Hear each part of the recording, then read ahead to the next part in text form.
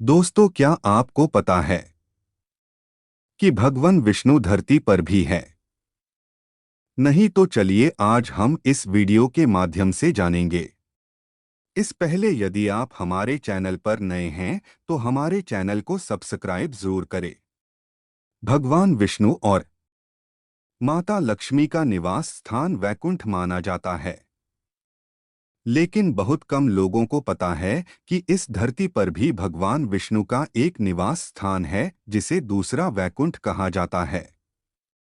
शास्त्रों का कहना है कि आदिकाल से भगवान विष्णु और माता लक्ष्मी गर्मी के महीने में क्षीर सागर को छोड़कर धरती पर बने अपने वैकुंठ धाम में विराजते हैं। द्वापर आने तक इस स्थान पर लोगों को साक्षात विष्णु भगवान के दर्शन प्राप्त होते थे, लेकिन अब इस स्थान पर सिर्फ काले रंग की प्रतिमा के दर्शन होते हैं।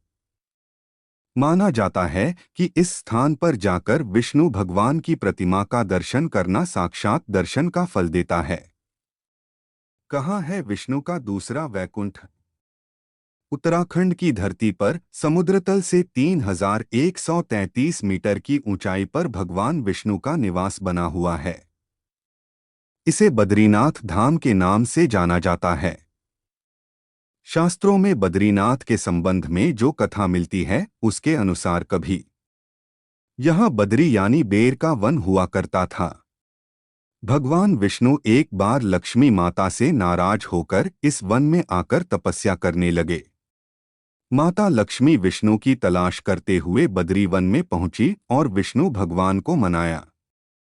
इसके बाद भगवान विष्णु ने कहा कि वैकुंठ में मेरे दर्शन का जो पुण्य है वही पुण्य बद्रीनाथ के दर्शन से प्राप्त होगा।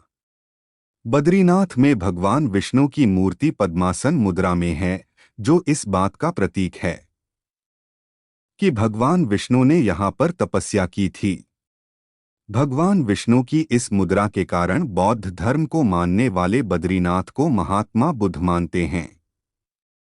कहते हैं कि द्वापर आते ही भगवान शिला में परिवर्तित हो गए और कृष्ण के रूप में अवतार लिया। स्कंद पुराण के अनुसार सतयुग में यह स्थान मुक्तिप्रद कहा जाता था, त्रेता युग में इसे भोग सिद्धिदा कहा गया और द्वापर में इसे विशाल नाम दिया गया तथा कलयुग में इसे बद्रिकाश्रम कहा गया। बद्रीनाथ की यात्रा बद्रीनाथ धाम की यात्रा अप्रैल से मई से शुरू होती है और अक्टूबर-नवंबर तक भगवान के दर्शन होते हैं। इसके बाद अत्यधिक बर्फ पड़ने के कारण मार्ग अवरुद्ध हो जाता है, जिससे यात्रा बंद हो जाती है। ऐसी मान्यता है कि बद्रीनाथ का कपाट बंद होने के बाद शीत ऋतु में देवतागण भगवान की पूजा करते हैं। इसका प्रमाण मंदिर के अंदर जलती हुई अखंड ज्योति को माना जाता है। जो लोग बद्रीनाथ की यात्रा पर जाने की सोच रहे हैं उनके लिए सलाह है कि अपने साथ गर्म कपड़े और खाने पीने की जरूरी चीजें साथ में जरूर रख लें।